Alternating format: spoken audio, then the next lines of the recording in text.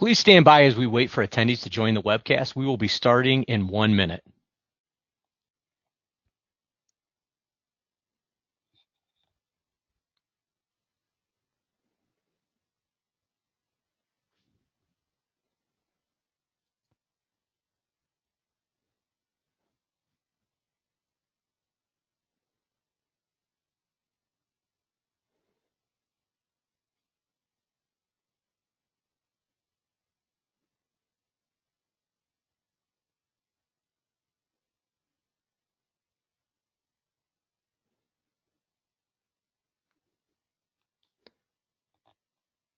Hello and welcome to symplr's Education Series webcast. I am Bill Siller, the Manager of Customer Experience. Today we have a highly requested and anticipated webcast titled MACRA, Measures, and MIPS, Oh My, with our speaker, Joni O'Rand. Before I hand it over to Joni, I did want to let you know at the end of the session, we will have time for a formal Q&A, but feel free to ask any questions as they come up in the chat box located in the right side of your screen. Also, if you're having any audio or visual problems, please use that chat box. You will also be able to download the archive of today's webcast and its slides at symplr.com soon after the conclusion of Joni's presentation. In an email that will follow this presentation, you'll also be receiving download instructions, and you'll also receive a MACRA assessment that follows this presentation. This assessment will assist you to see how prepared your organization is for the transition to value-based payments. Finally, this webinar has been submitted to NAMS for a CEU credit hour, and we are awaiting their approval. If approved, you will receive a separate email with that certificate. We are so pleased today to have Joni O'Rand as our speaker. Through Joni's 28-year career in healthcare, she has worked in both managed care and hospital environments, working with providers and staff, gaining unparalleled experience in all aspects of the provider management and quality improvement initiatives. Through Joni's experiences, she has seen the evolution of healthcare quality and how it is affecting and will affect healthcare organizations in the future. Joni holds a degree in corporate communications with minors in interpersonal communications and international studies in communications. Joni is also a certified trainer, speaker, coach, and is known for helping, educating, consulting, and supporting clients as they develop quality improvement plans. Currently, Joni is a senior solution consultant for symplr, and the organization is very lucky to have such an expert of quality. Please welcome Joni O'Rand. Thank you so much, Bill. Hi, everybody. This is Joni. I'm so excited that you've decided to spend about the next hour with us today. I'm going to be talking with you about MACRA and how it may impact your organization and how you feel as a leader. So I'm sure most of you on the phone feel really great to go with this, right? I can't see you, but I'm guessing that more than half of you probably do not. So in the presentation today, I'm going to really talk about 3 different areas. First and foremost, what is MACRA? Secondly, what is value-based payment that has come out of the MACRA law? And then third, do you feel prepared?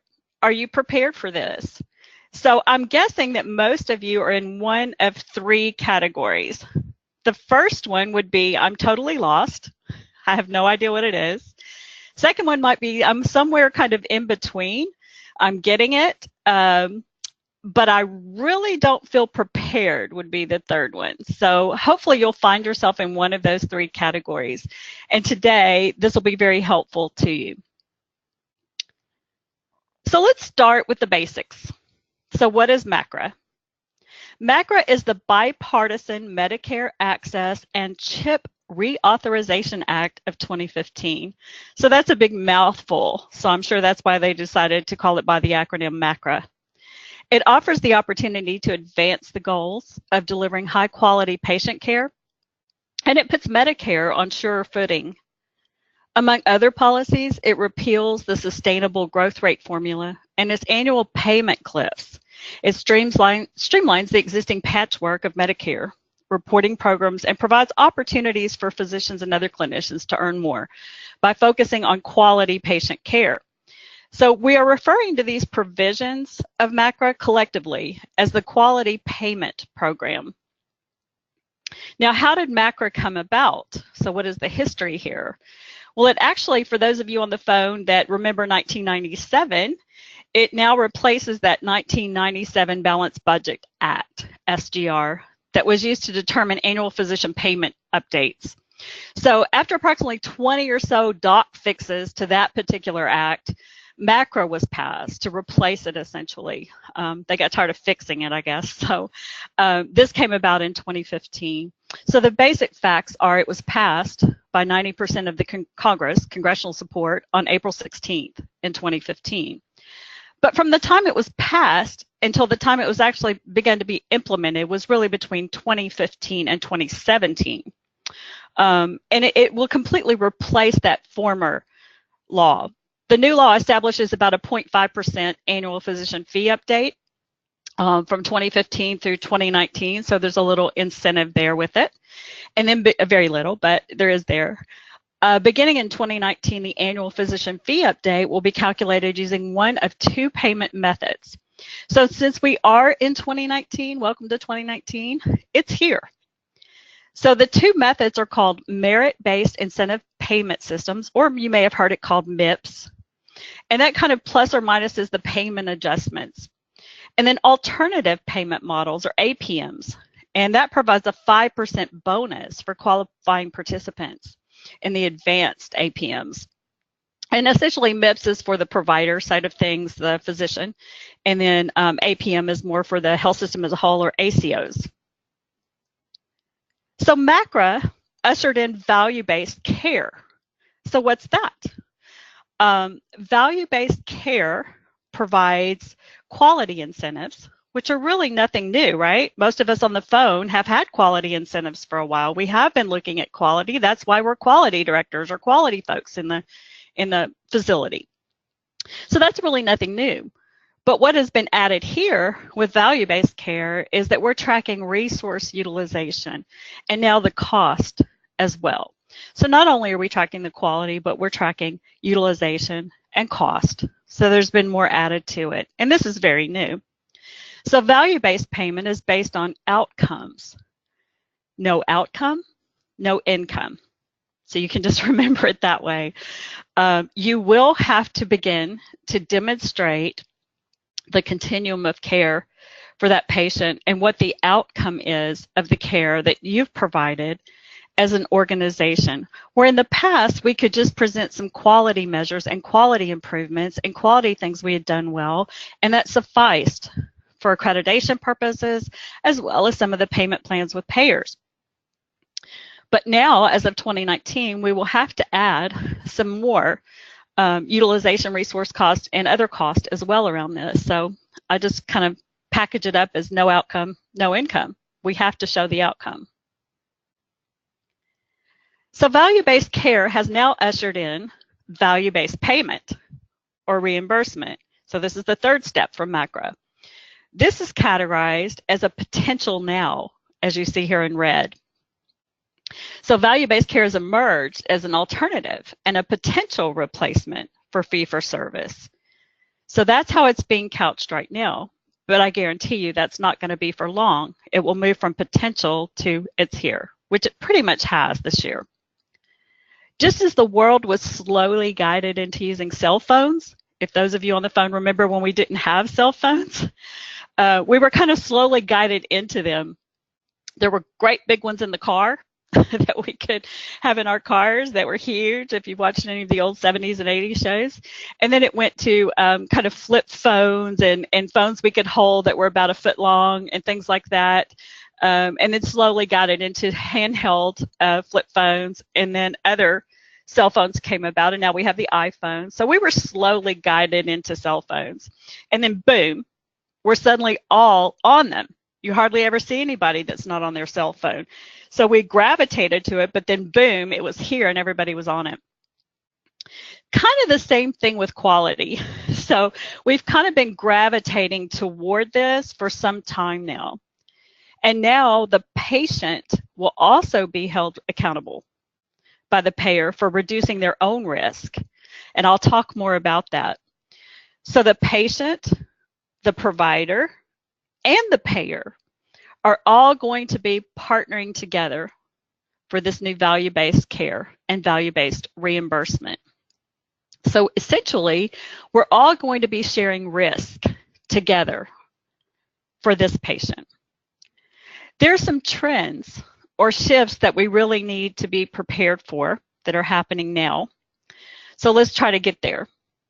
The first one is there is a decided shift from volume to value. So in the past, we really looked at volume. Now we're looking at value of care. And this will accelerate in light of the recent government announcements regarding Medicare payments. As of this year, government expects 90% of Medicare fee-for-service reimbursement is going to be linked either to value-based purchasing or to some sort of quality measure. And the consumer's role or patient's role is evolving as they take on more of the financial responsibility themselves.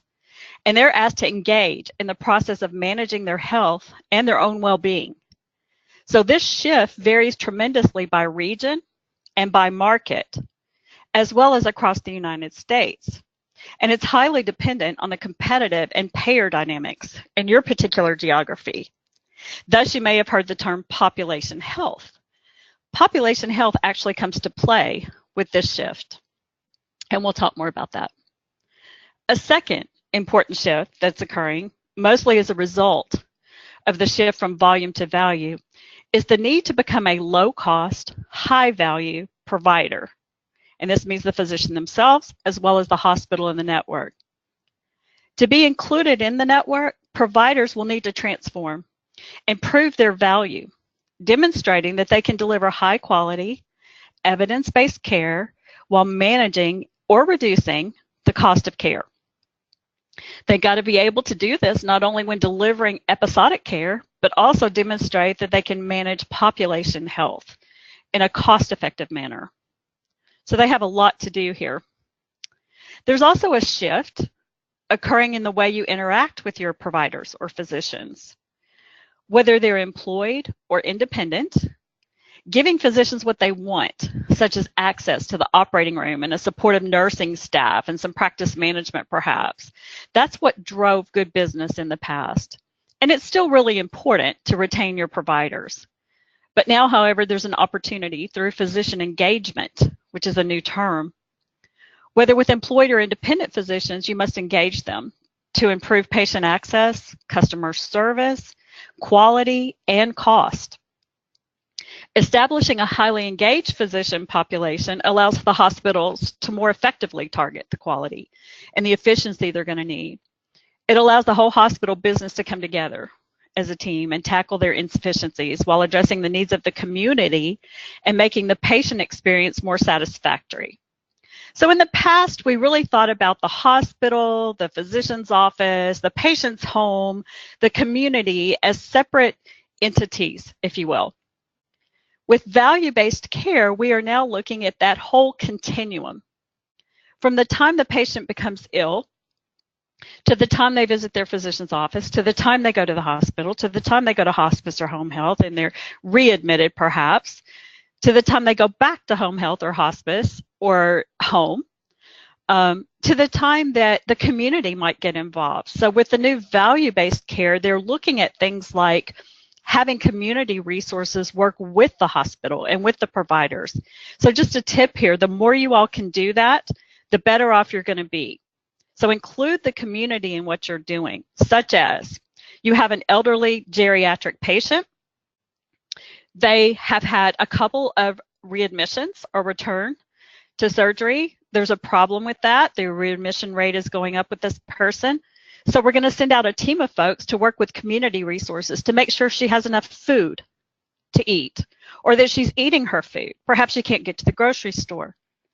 Maybe she doesn't have an air conditioner in her home and it's 102 degrees. So we need to get her an air conditioner so she can be in better health. Maybe she needs to walk 15 minutes a day, but she's afraid to leave her apartment. Things such as this are ways that the community can provide resources to help the hospital and the providers reach the goals of having value-based care and good outcomes with her. So the more you can do that, the better the patient experience is going to be as a whole. And the better patient experience and patient satisfaction surveys you're going to have if you help this individual as a whole versus just a patient in your hospital. And finally, there's a shift, and it's been underway for some time now, away from traditional models of care to delivery of care across those variety of settings. So as I just talked about, pharmacies, retailers even like Walgreens and places like that, urgent care, telemedicine, and different types of care deliverers, not just doctors, but nurses, PAs, pharmacists, mid-levels of all kinds, nurse practitioners. All of these folks are now doing more and more and more of the care delivery in this age. So there's a team of providers, and there should be a team of community around this patient. People have no more choice now in where they get their health care, but they're going to with the value-based payment. And they're going to have more accountability as well for their financial implications for their choices made. As a health system leader, you'll need to decide if these alternative delivery settings will be competitors for you, such as telemedicine and things like urgent care and things like that, or are they going to become your partner? So you'll need to take a look at that in your community. I know in the past with me, urgent cares were never our partners when I worked for a hospital, but now they may need to be. Community resources will play into the continuum of care by providing all those resources and services in conjunction with the clinical care for the patient. So you need to work with these groups. And those are basically the four main shifts that you need to prepare for. Next, how are these shifts going to impact things? Well, basically, MACRA is going to have about 3 areas of impact. One will be the hospital itself. The second will be measures that need to be obtained. And the third are going to be the physicians or providers. So with the hospital, about 70% employ their physicians. So we have physician hospital organizations. And if you don't have a PHO, you might be affiliated or aligned with an IPA. So these physicians do have a stake in what you're doing, whether they're employed or aligned. And about 70% are going to be affected by this. The hospitals, that is. Hospitals will be responsible for value-based payments in most cases. And then measures. We all know this word.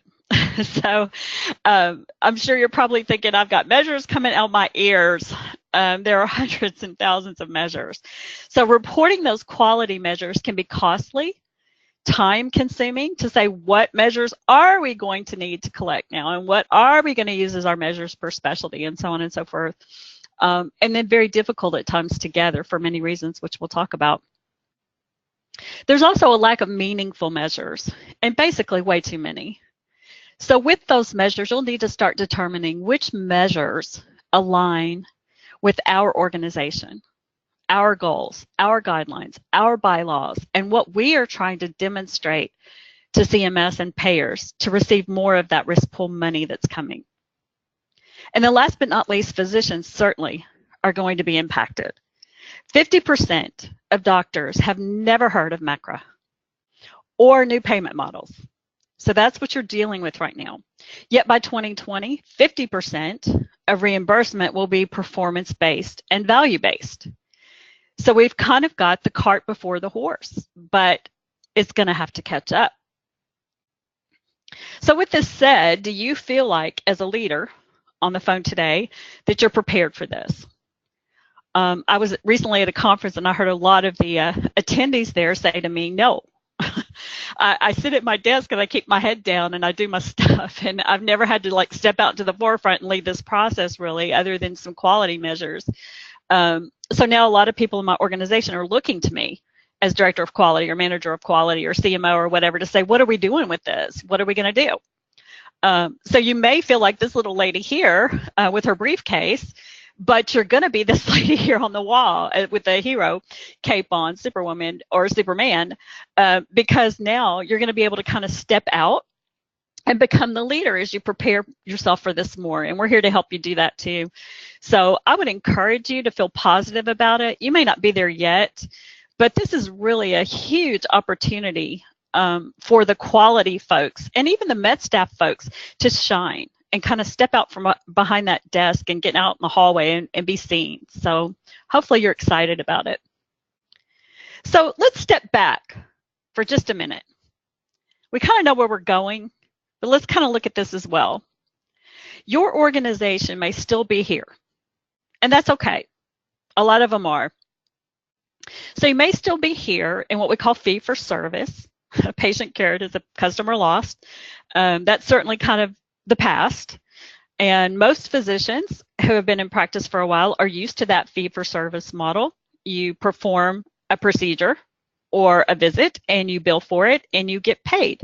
The hospital's familiar with it as well. We may have a fee that we charge, and depending on the payer, we'll get a percentage of that we can expect. So your organization might still be kind of in that what I call vintage payment world. So for those of you on the phone that are a little bit more experienced, we can just call that the vintage payment world. Now, some of you might be kind of in between. So you have been in that world, but you're very familiar with the fact that you have to leave that world, and you're familiar a little bit with quality and quality measures and things like that. And you know what you need to do for accreditation and some forms of incentives that are based on quality. But this whole new world of outcomes and value versus volume and things like that are kind of new to you. And then some of you, of course, may be way ahead of the game and you're just here to see what I have to say. So that's good if you're in that boat. So does anybody have kids on the phone? I know I can't see you or hear you, but just think about that. So when you see this, how many of your kids just love to share as they grow up? And how many of us really like to share? If I ask you tomorrow, would you mind sharing your $100 with me and giving me half? As a nation, we're going through that, frankly. Do we want to share the wealth, or do we want to be able to keep our wealth we earned? Or how do we want to go about this? So it's a reoccurring theme right now. Do you think your providers are going to want to do this? Most likely not, until they have a better understanding of their ability to keep their half. They don't have a lot of time to prepare either.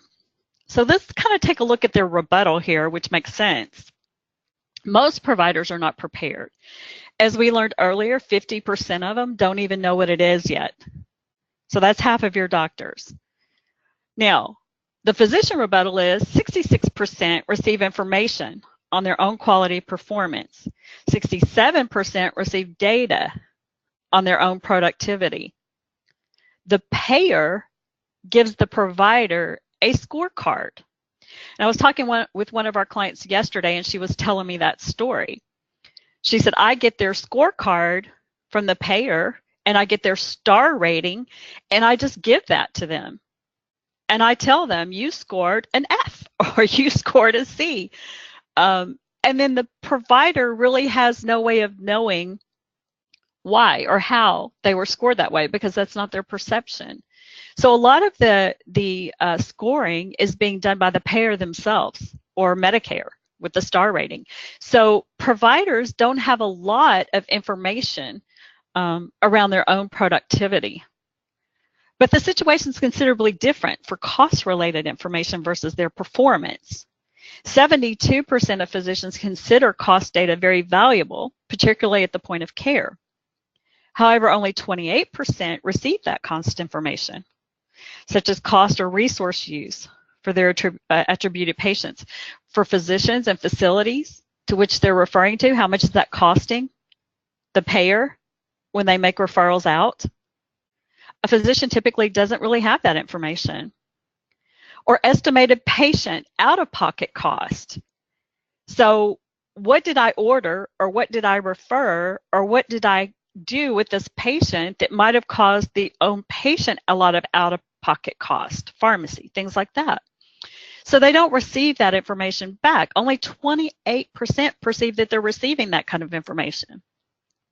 And then lack of information limits the physician's ability to perform certain tasks, such as lab, home health, and other things outside of their facility or organization. So again, they're not receiving feedback from home health or labs or pharmacy and things like that as to what that cost is. Frankly, nor do they want to. They're not interested in that really. They want to see the patient. They want to be a doctor. They want to be a nurse. So when you hit them up with, you're going to have to not only look at your quality and how happy your patients are, but we also want to like start judging you on how much you're costing us. That is never a positive thing. So let's take a look at the two new models. There's basically two models. ACOs and health systems will have a short deadline to decide on this. And for those of you who don't know, it's February 15th. So happy Valentine's Day. Next week, according to Medicare and CMS, ACOs are going to be required to choose a track, it's called. And most of them are going to be selecting the less downside risk at this time as a result of the hurry up and do it. So this is, some people are saying this is intentional by CMS and payers because they want the providers to have to hurry up and decide. However, you know, in their defense, that's not really true because as of 2017, these models started. So we have MIPS, which is the acronym for the Merit-Based Incentive Payment System. Now this involves the provider, the physician, and 88% of these physicians are going to be expected to fall under MIPS versus the APMs for the ACOs. So it gets a little confusing. But the physician's payment will be under the MIPS model. In 2017, these two basic models came about, one for the provider and one for the health system. So they've been around for a little while, but I don't think anybody's paid a lot of attention to them yet. About 90% of physicians are expected to pursue the MIPS because the qualifying APM, which is the ACO, requires a hefty amount of risk for them. However, those ACOs are trying to get the physicians to take part in that risk and those risk-full monies and dollars as a group so they can negotiate with the payers better. So there's kind of two or three lanes going on here. By 2018, which is last year, it was predicted that the cost will count for 10% of reimbursement. And then now in 2019, it's going to count for 15% of their reimbursement, those cost factors. The second model with the tracks is the alternative payment model spectrum, which is the ACO. And this essentially is a spectrum that these ACOs can join for Medicare and kind of slowly guide them into where CMS and payers really want them to get to. So the first choice here is that ship's pretty much sailed. So that's kind of track one. They are choosing kind of a track one plus now that CMS has provided to encourage them to keep moving forward. So CMS and the other payers recognize that this is going to be a process. And there was a lot of rumor around, oh, we're going to have until 2020, but not so. The deadline is going to be February 15th of this year. Whether that will be pushed in the next couple of days remains to be seen, but it looks like it's not going to be. So most ACOs will have to select a track or a part of those models that are presented. So with these two new models come new measures, and they are here. For those of you who've seen Poltergeist, they're here. They're actually here. So certainly you have all these ready to go, right? You're ready to track your measures for this? If your answer is what? Or no, or I'm clueless as to what I'm supposed to be tracking, or I'm clueless as to how I'm supposed to track it, or what they are, or what I'm supposed to choose, or whatever, you're probably 90% of the population right now. But you're going to need to understand and know what you need to be tracking. So it's going to be up to you, the provider organization, to earn your share of that dollar. And if you're a managed care entity or a managed care payer on the phone, it's certainly going to be up to you as well to demonstrate to that provider organization why you shared the dollars and how you made that determination. One of the concerns right now with this is that we're going to start all this around 2019. CMS is certainly the leader with these two models, but the payers are all going to follow. That's just the way the world works. Aetna, Cigna, Blue Cross Blue Shield, all of these payers will begin to develop their own models for payment. Already have. So like I said earlier, potential will become you have to. It's just we're guiding you into that process.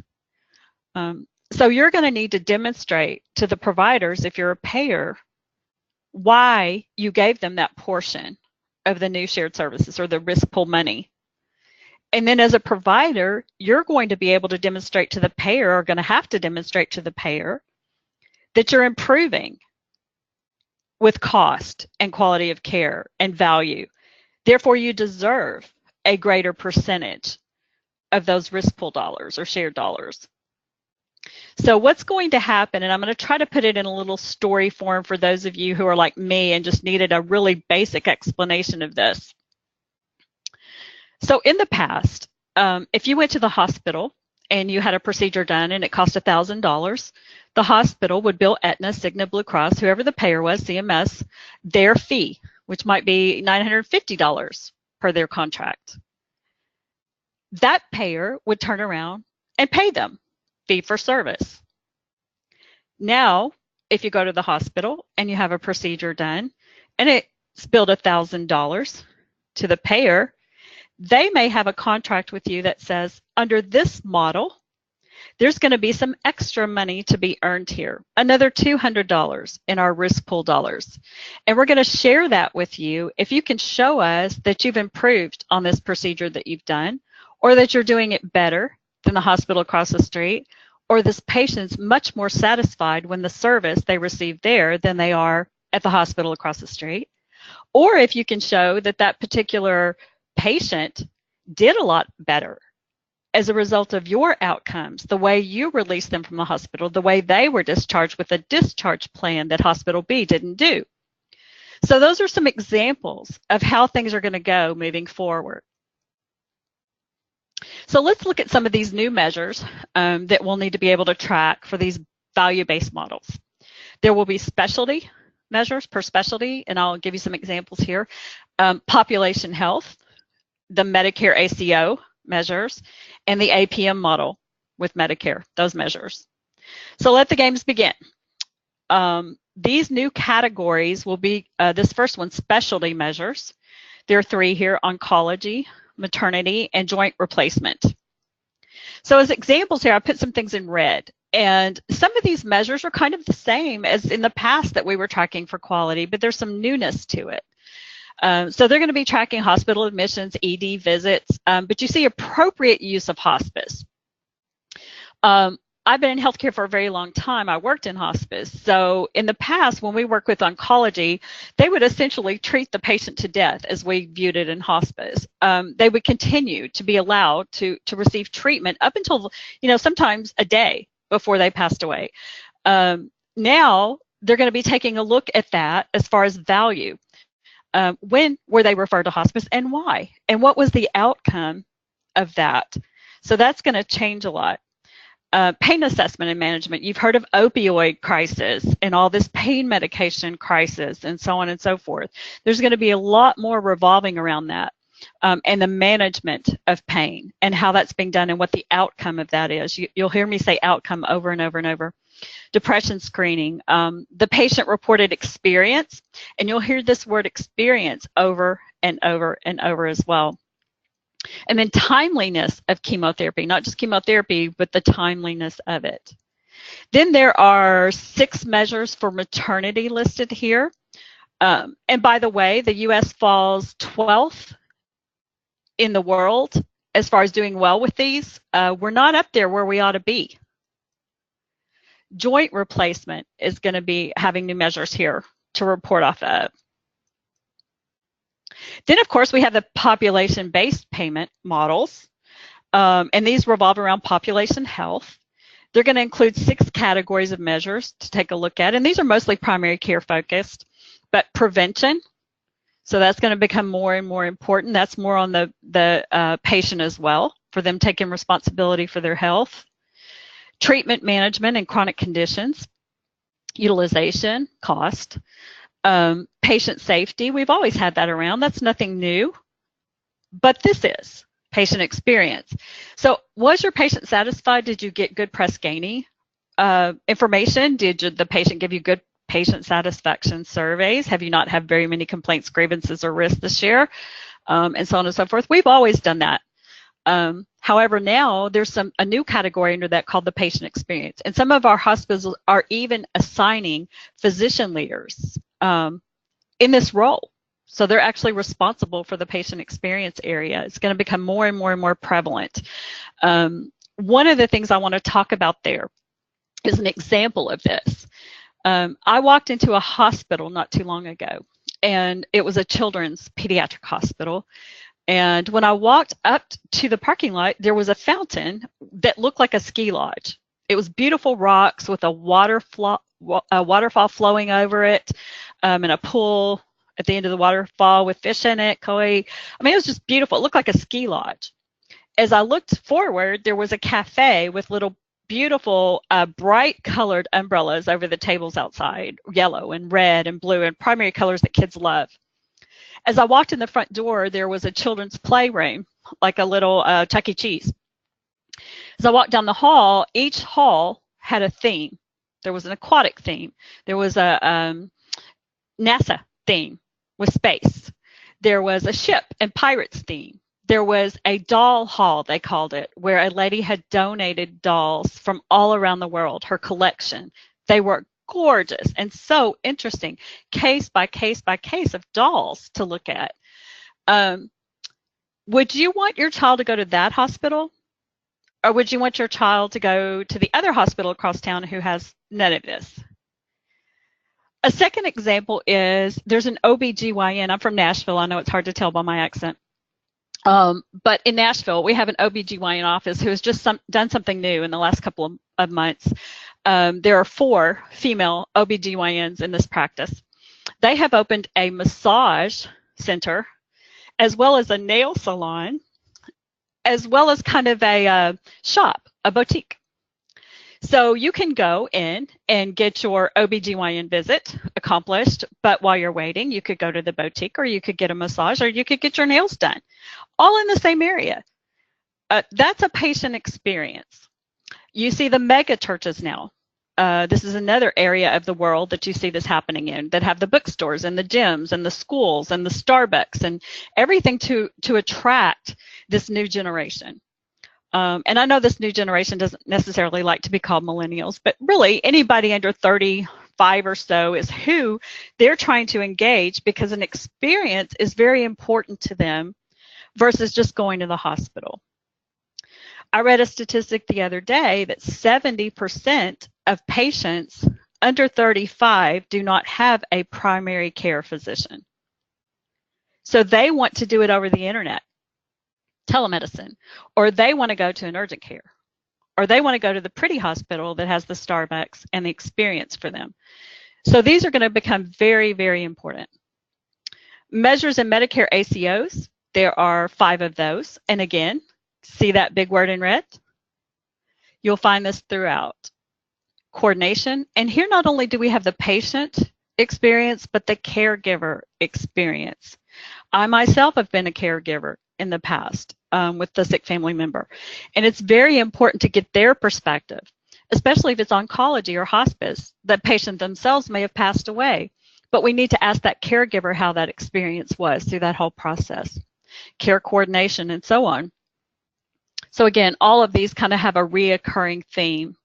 And then there's measures in Medicare, APMs, that are listed here. So there's going to be a lot of challenges in quality measurements. There's going to be lack of alignment.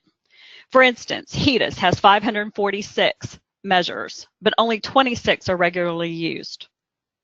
There are many, many, many other types of measures, as you know, but only 20% of those are typically used. Again, these need to line up with your overall goals and demonstrate the outcome and improvements with them. So when you're choosing your measures, make sure that you're choosing those that line up with your bylaws, policies, and procedures and goals. So align those measures with your own goals so that you can produce that outcome that demonstrates that you need more money. Data infrastructure is a challenge.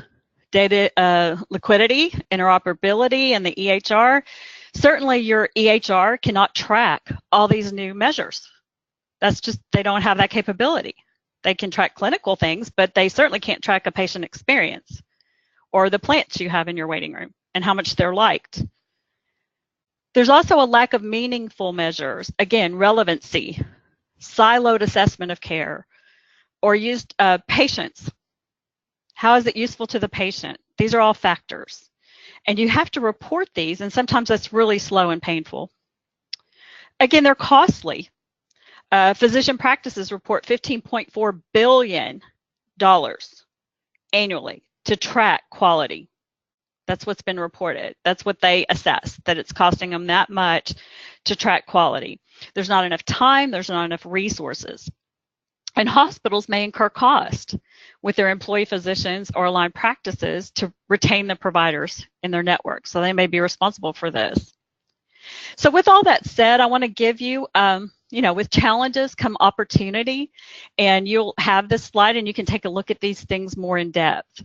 But basically, data quality and standardization is an area that you can look at. And if you address these areas, this will help you and give you great opportunities to receive more of that value-based reward and payment.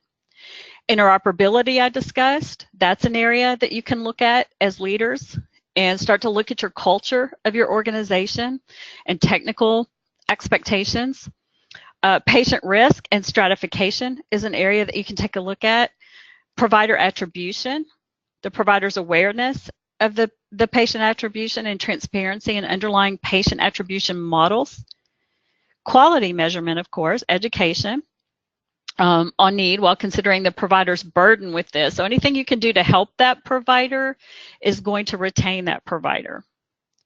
Patient experience, of course, and patient risk.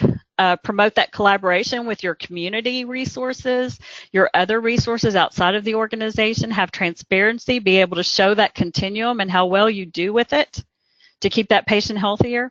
And then, of course, you may have heard of just culture, which is a culture that helps you have employees and providers feel safe to be able to report things that need to be attended to.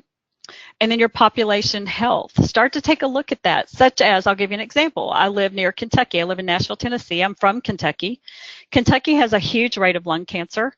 It is a tobacco state. We raise tobacco in Kentucky. There's a hospital that I work with there who's been able to reduce their lung cancer by 15% in the last 6 months by having smoking cessation classes and working with their community for education. That's something that they'll be able now to present to the payers and get paid more. So with that said, the payers have some responsibility here as well. So they have formed something called the CQMC. This is an effort to align measurements. So it's recognize, reduce, and refine. So there's really 3 aims there with that. They want to reduce the burden, they want to recognize the high value, high care evidence-based measures, and they want to refine, align, and harmonize those measures across the spectrum so that you as providers don't have to pick and choose and guess as to how you're going to be paid. These are the stakeholders in that. So we have actually the health plans, the consumer and employer groups that are buying the health plan, the states, the Center for Medicaid and Medicare, and then NQF and provider groups. So these are all folks that are going to be involved with those measure sets.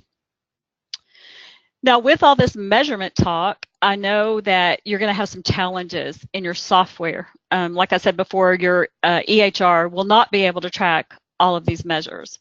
So these are some areas that you can focus on, and you can look at these later. The areas in red are really areas that have changed. So it's kind of like putting a new coat of paint on what we've been doing before. So the red is really the new coat of paint. You've looked at care settings, but now we need to look at them over time and population health. You've looked at probably better data infrastructure, but now let's look at apps and mobile and telemedicine, and how are we going to track artificial intelligence and things like that. We actually have measures for that in our programs. So how are you going to track these things, and what's new with each area? So you can be thinking about that too. Hopefully we're giving you some tips today on what you can be looking at to get prepared for this. So what's in it for you if you do all this? A lot. You're going to get more of those dollars for value-based care. When you share that risk with everybody, with all your payers, you're going to get more of that.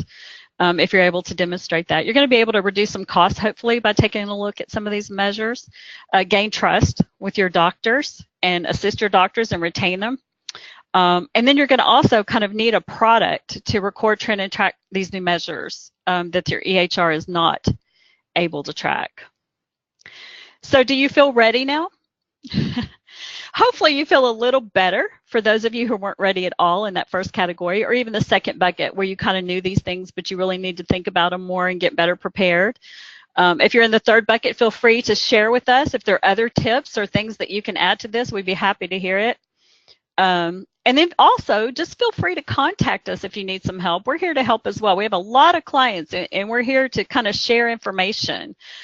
Success is not final. Failure is not fatal. And it is the courage to continue that counts. So I just want to encourage everybody today on this call. Don't get down about it. Don't get overwhelmed.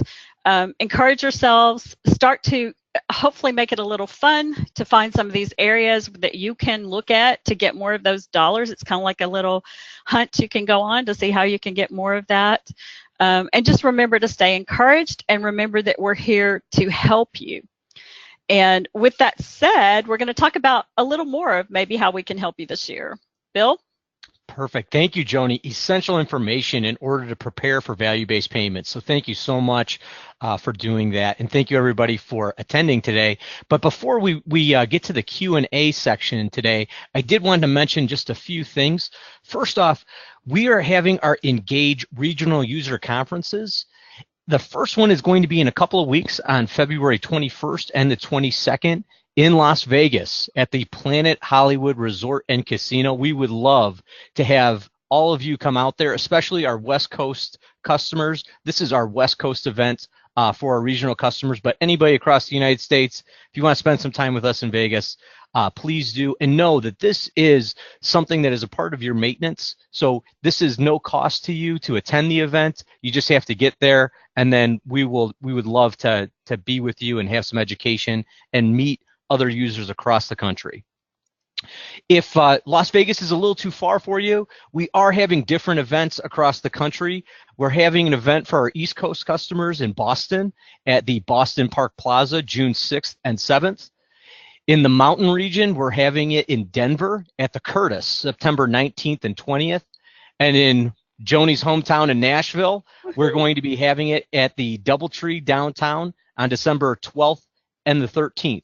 For more information, visit symplr.com/engage2019 for the details. Again, that's symplr.com/engage2019. And once again, this is a part of your maintenance. If you're a customer, this would be something that would be included. So there's no cost to attend. You just have to get there, and we would love for you to meet all the other users.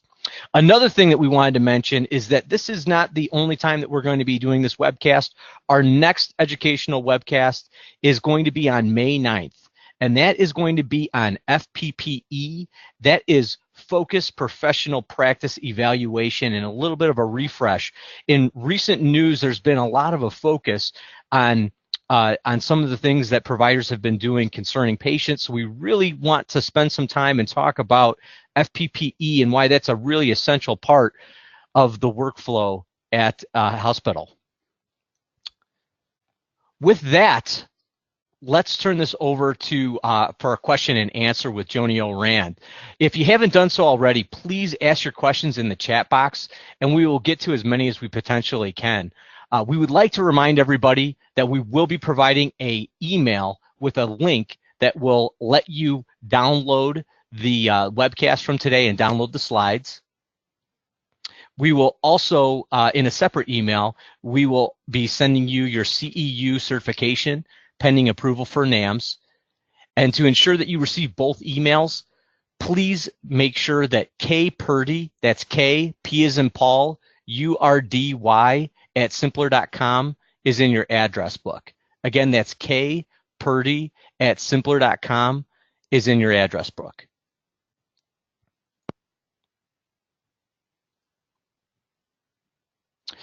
So let's get to our first question. And if I look here, it's the first question that we have in the bank here is, what happens if a provider qualifies for MIPS but does not participate? Joni, could you expand a little bit on that? Absolutely. The provider will have to make a decision on how to be paid at this point. They will no longer be part of fee-for-service with MIPS and MACRA. So that provider will need to be educated about that and make a decision and selection. The only deadline at this point is the ACOs on February 15th. They have not given the providers a set deadline yet. There is talk around June, but within this year, they will have to choose. Perfect. Another question that is in the queue here, what types of software systems are needed to report on MACRA? Right, great question, whoever said that. You will need of course, any billing and ICD, CPT codes that you can gather that way for performance for the physician, certainly your FPPE and OPPE information around that. You're also going to need ongoing evaluations as far as FPPEs that have been done as a result of peer review for providers that have been there for longer periods of time rather than just your initial FPPE. So any systems or vendors or software that you have for those evaluations are important to be able to demonstrate that data. You're also going to need the measures recorded. Some of those can come from your EHR, but certainly not all. If you have other systems or abilities in your hospital, the core measures are going away with these new measures, but they can still be important in demonstrating things. But you're also going to need to be able to track measures, and not just for the purposes of clinically, but as I talked about with patient experience and things like that, you will need a system or a vendor or a software to start recording those things.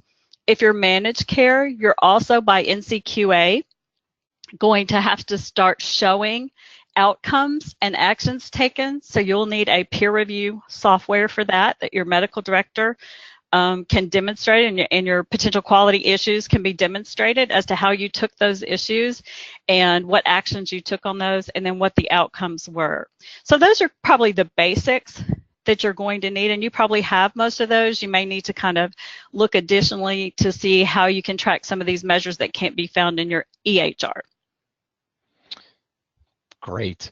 Joni, another question here. What is the best method, or is there any recommended sites that you have for staying on track with updates with MACRA or with MIPS? You know, it's interesting. We'll be providing you that information throughout the year in different ways through educational series like this at the user group meetings. Also, I would keep referring back to that CMS website. They're going to be doing updates there with the models and how that's going and any new deadlines. So be sure to check all that. But essentially, just to be very candid, it's a work in progress. And ability to see how this is going and things like that is going to be interesting. The payers are going to have to demonstrate in 2020, 2021 why they paid you the way they did and how. So that's going to be a little bit of a challenge for them at times. So it's really just all evolving. But I would say definitely the CMS website, your organizations such as NAMS and NAHQ, IHI, those type of organizations will have updates on this for you as well. Perfect. Another question that is in the queue here is, our organization is unprepared. What can we do today to start preparing for value-based payments? First of all, good for you. Thank you for the honesty. That's a big thing to admit in front of everybody, and I'm proud of you for doing it. You're in a great place, really. I mean, you haven't done anything wrong thus far, so that's a good thing. So as you saw in my presentation today, what I would do, frankly, is take that slide that said potential opportunities and look at those areas and see what you can currently do without spending a lot of money. Look at your facility. You know, if you could just do something with volunteers to make it more pleasant to come into your facility. Maybe you don't have a lot of dollars to add a Starbucks or whatever. Also, reach out to your community. If you have people, you know, social workers, people in the organization, volunteers, I would start reaching out to the community in any way you can to say what resources are available for us to work with. Because the more you can demonstrate and show that you're moving toward that continuum of care and that outcome outside of your 4 walls or 6 walls or 10 walls, that's going to be advantageous to you. So I wouldn't, you know, I know that budgets are important, resources are important. There's not a lot of people out there to do these things. I mean, who's in charge of plants and Starbucks in the lobby?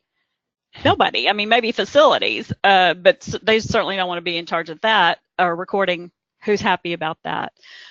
There's a lot of free surveys now. If you can't afford a Press Ganey or somebody like that, you know, Survey Monkey, things like that, that you could use to ask patients how their experience was, and use the word experience versus satisfaction. That's one change you can make immediately. So the more you can show that patient experience, that continuum of care, the fact that you are noting how you can work with your community. Are there organizations that can bring an air conditioner? Is there Meals on Wheels? Is there things that you can connect this patient and their family to have a better outcome of care and not be readmitted to the hospital? Anything that you can start to do like that that's free of charge, so to speak, is going to be helpful.